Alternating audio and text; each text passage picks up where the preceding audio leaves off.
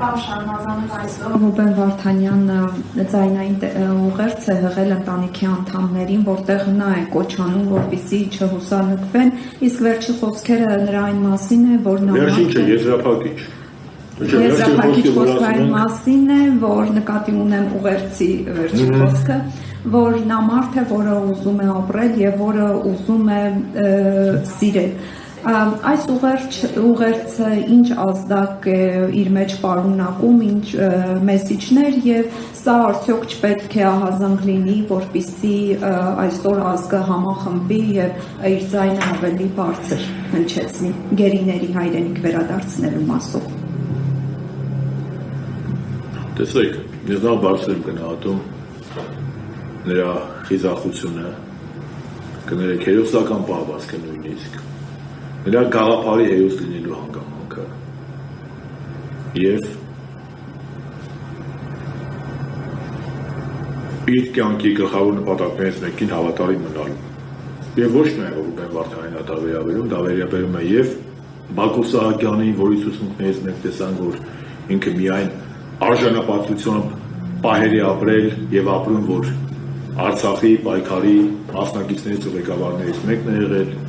և նշել էր, որ որևէ դատարան, որևէ պետության դատարան չի կարող դատել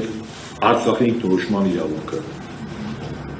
Նույն հպարտությամբ ես ծանոթացա գեներալ Լևոն Մնացականյանի խոսքին, որ նշել է, որ ինքը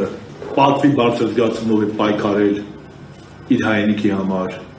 երեք նմանատիպ հայտարարություն արեց Դավիթ Մանուկյան, հասկանում եք, այդ մարդիկ պետք է լինեն մեր հերոսները, մեր ապագա սերունդները իրանց օրինակով պետք է դաստիարակվեն, ոչ թե կապիտուլյանտները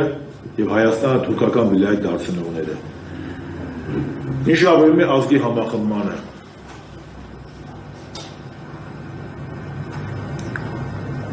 Աստվածը համախմբենք, մենք Արցախ ենք գործել, բայց դեռ չենք կարողացել համախմբենք։ Բայց ես, եթե Ռուբեն Վարդանյանը գտնվելով Բաքվի բանտերում չի հուսահատվում եւ պայքարի եւ հուսադրող կոչեր է անում, մեր կողմից առնվազն շանտեղություն կլինի, մենք հուսահատություն տարածենք։ Ինքը իր վառ կերպարով եւ Բաքվում մեր եղբայրները ասեցի եւ Բակո Սահակյանը, եւ Արկադի Ղուկասյանը, եւ Լևոն Մնացականյանը, եւ մնացածը, այդ կերպարները իրենց վարքագծով ցույց են տալիս, որ հայկական ոգին չի կարելի սպանել, որ անկախության ոգին, սեփական ճակատագիրը, սեփական ազգով ու կամքով որոշելու ոգին, եռաբլուրին հավատարիմ մնալու ոգին կարելի է բանտարկել, բայց չի կարելի սպանել։ Այս ամեն ինչի մեջ գլխավորը։ Պարոն Շարմազանով, ներեցեք, դուք ասում եք, այո, պետք է համախմբենք, Աստված տա համախմբեն, բայց չեք կարծում, որ այդ համախմբողը պետք է լինի, որպեսզի ազգին համախմբի։ Գաղափարը նախ պետք է լինի, գաղափարը կա։ Հիմա ես դեմ եմ անձերի շուրջ համախմբմանը, ես գաղափարի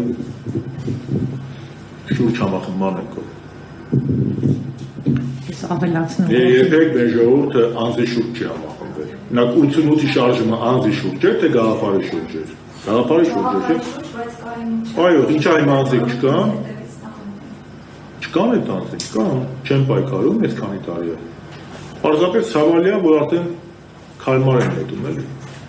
Նիկոլի դեմ պայքարելու փոխարեն մեր վրա են կառնեցել։ Դրանք կանադառնան դեռ։